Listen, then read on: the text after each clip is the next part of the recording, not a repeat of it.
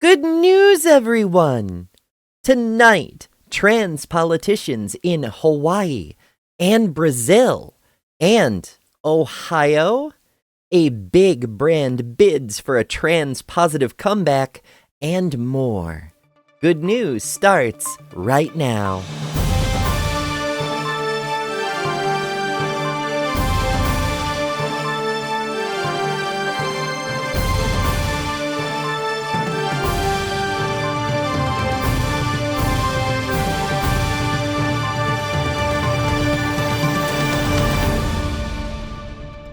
Every week, we lead off good news with a trans or ally creator you may not have heard about. And this week, the spotlight goes to a friend of the channel, Purple Rhymes with Orange. Streaming live every Wednesday, her Mid-America Chats features an array of voices, especially trans people, discussing a variety of topics in a welcoming and inclusive environment. Additionally, she spearheads an annual holiday 48-hour mega stream spanning dozens of channels to ensure every community member has somewhere to go and new creators to meet, for those of us who can't be with friends or family IRL. Beyond all that, she's just a wonderful person and has more cleverness in her little finger than some highly paid comedians ever manage in their entire careers. Find her channel and join the fun at youtube.com/@purplerhymeswithorange.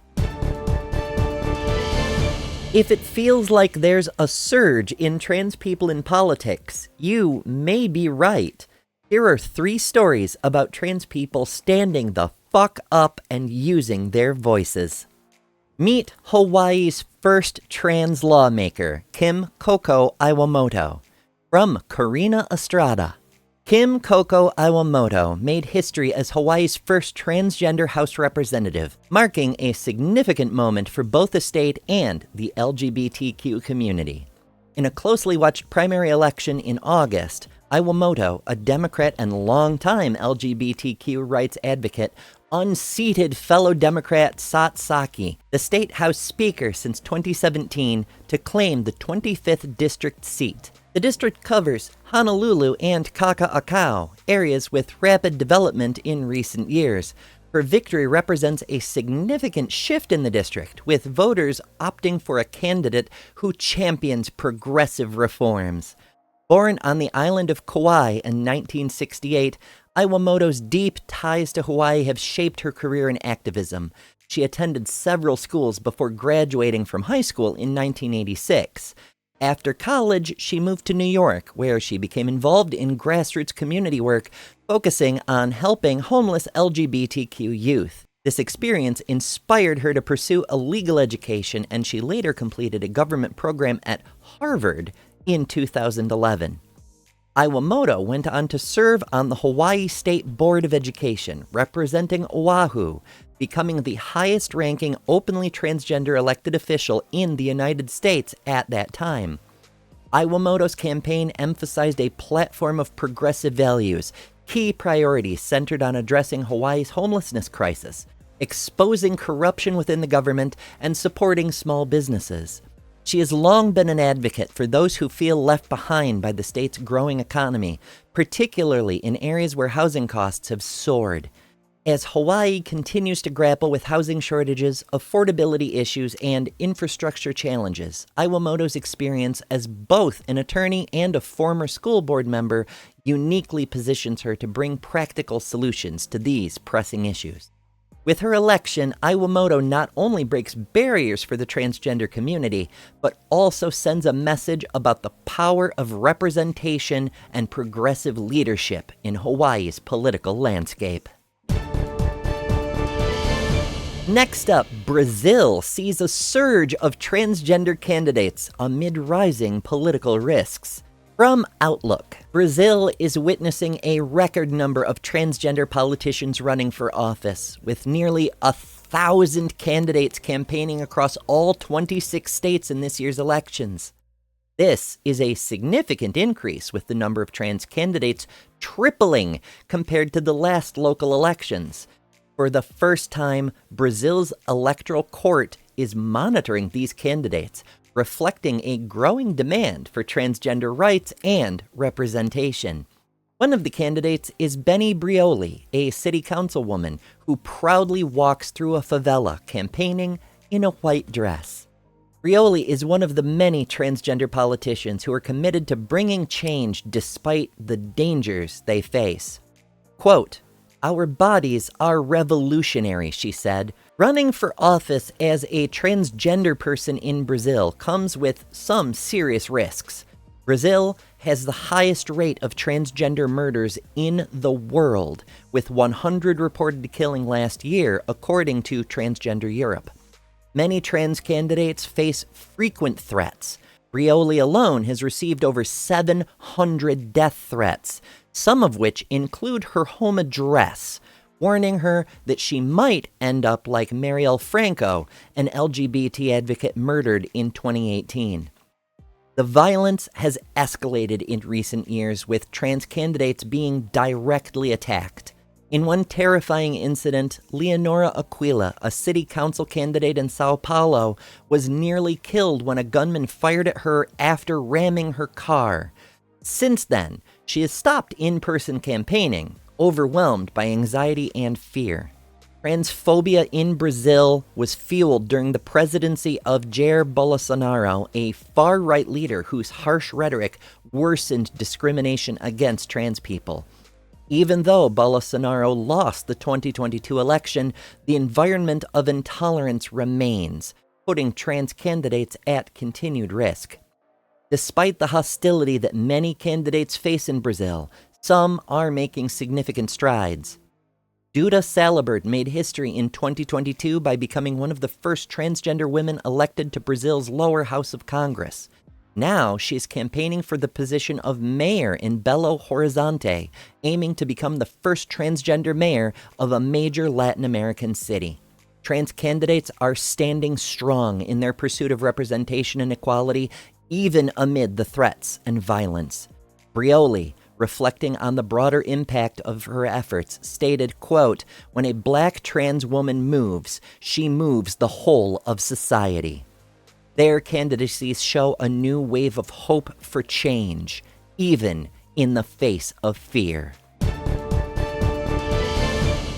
Despite Ohio's intense anti-trans efforts lately, even the Buckeyes are seeing a boom in representative representation. As previously reported, Ohio recently passed a law designed to prevent trans people from running for public office by adding hurdles for anyone who has changed their name in the previous few years. This hilariously backfired on a GOP candidate who had executed a name change recently, but several trans candidates managed to navigate the obstacle course and are still in the running. From WCMH.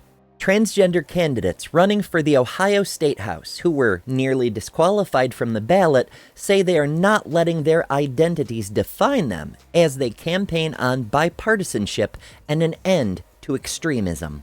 Ariane Childrey is on the trail in and around Salina as the Democratic nominee for the Ohio House's 84th district, and Ari Faber is running near Marietta as the Democratic nominee for the Ohio Senate's 30th district. Although the two are running separate campaigns more than 200 miles apart, both said they are combating false perceptions of the trans community by running on bipartisan solutions for issues like housing reform and access to health care. Childrey said, quote, "I'm happy to be the trans candidate, but there's a lot more to who I am. I'm ready to put in the time for the people of Ohio and to show them that, for once, the most corrupt legislature in the country can be cleaned up, can be fixed, and we can have people who actually care." Childrey was nearly disqualified from the ballot for not including her dead name, or the name a trans person was assigned at birth, on petition paperwork. Meanwhile, Faber will appear on the ballot under his dead name since he has not legally changed his name. He said, quote, "We're trying to emphasize my last name. Either way, I don't care at all that much. I'm really focused on policy points I want to talk about and the things I want to do for our communities." Chowdhury's opponent is Republican Representative Angie King, whom Chowdhury says is, quote, representing a very, very narrow faction of Ohio's 84th district who want to see the state house tackle culture war issues. She pointed to King's sponsorship of House Bill 245 to ban adult cabaret performances, which opponents say would amount to a prohibition of drag queens existing in public. Quote, what she is doing is really appealing to the lowest common denominator, Chowdhury said.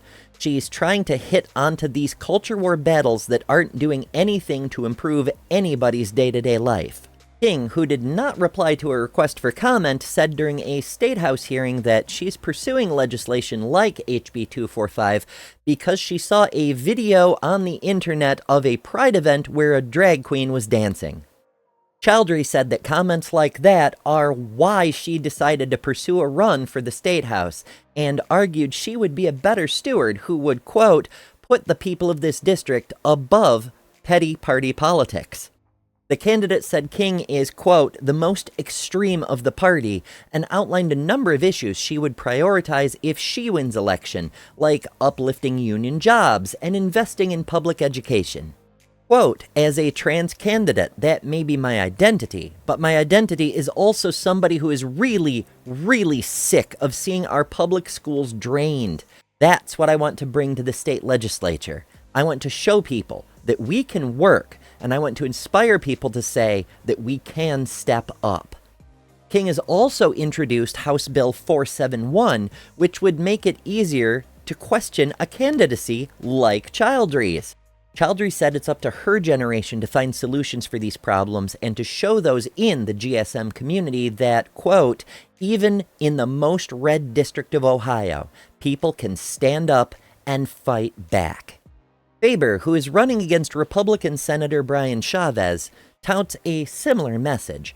The 29-year-old argues Chavez prioritizes his own gain, noting the senator's multiple oil and gas companies.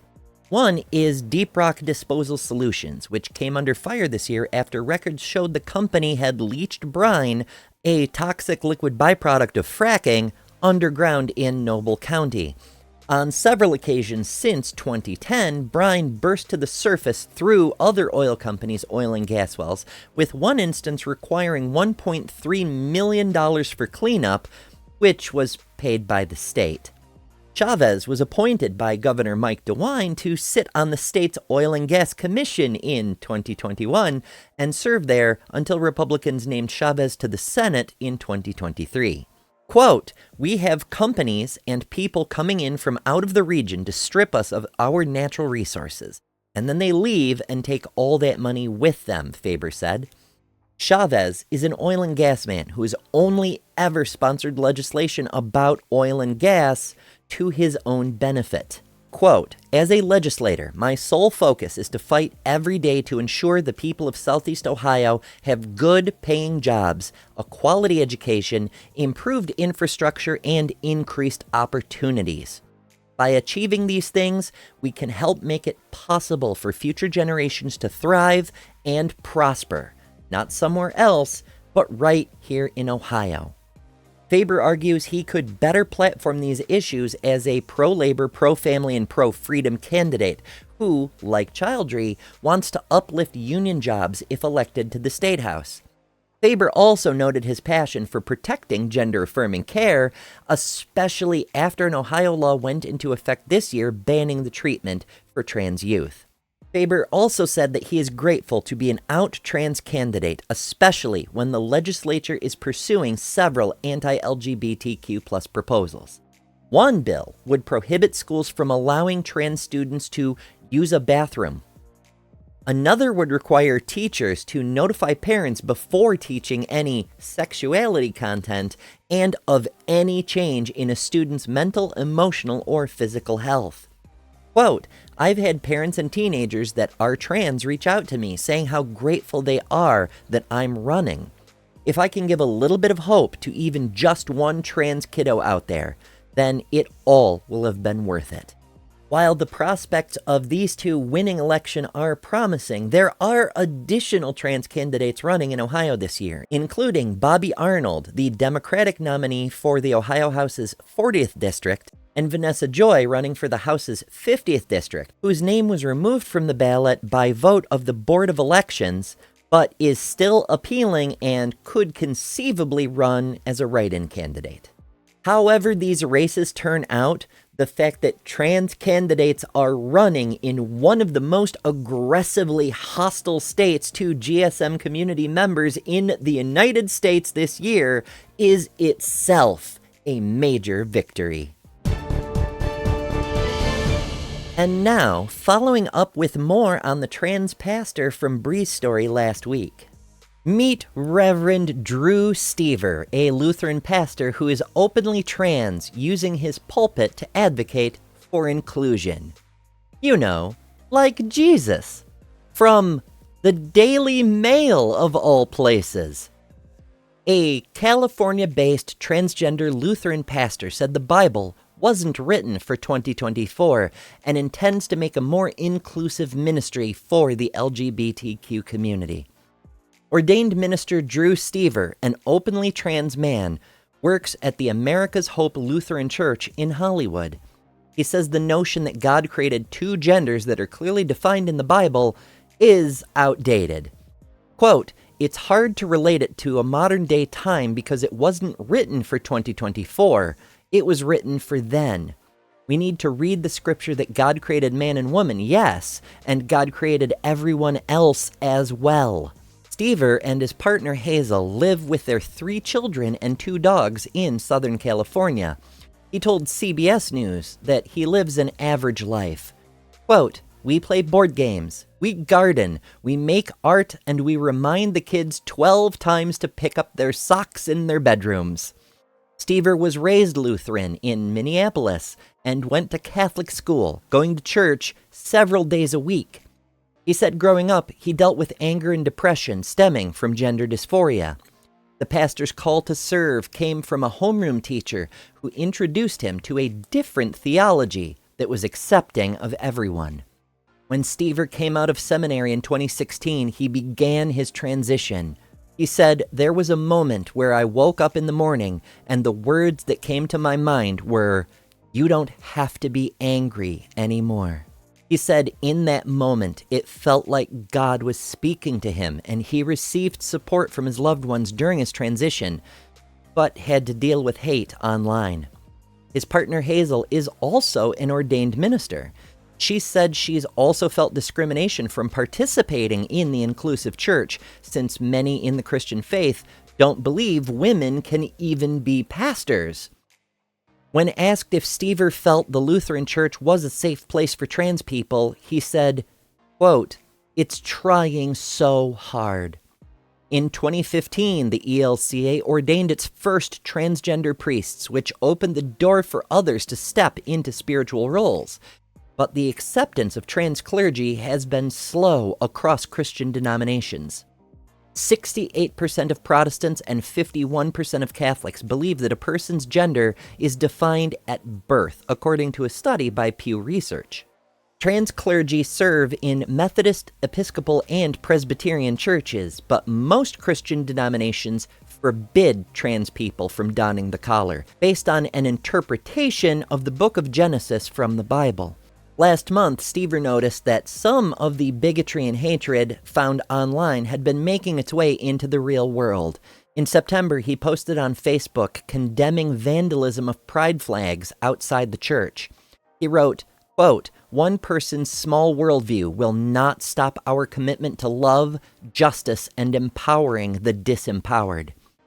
If there's ever a time for it, now is the time to educate ourselves about the differences of others so that we stop moving from a place of fear and causing harm and moving to a place of curiosity and building community." Victoria's Secret has been both criticized and praised for the way in which the brand frames women, depending on who you talk to and which controversy they're referring to. Their iconic fashion show, for instance, was canceled in 2019, and the reasons why are hotly debated. Some say it was because the ratings were down, dropping to a still respectable 3 million viewers.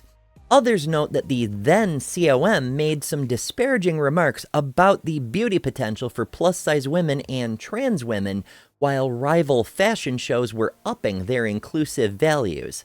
That exec suddenly resigned shortly after that, it should be noted. Others pointed to the CEO's links to Epstein.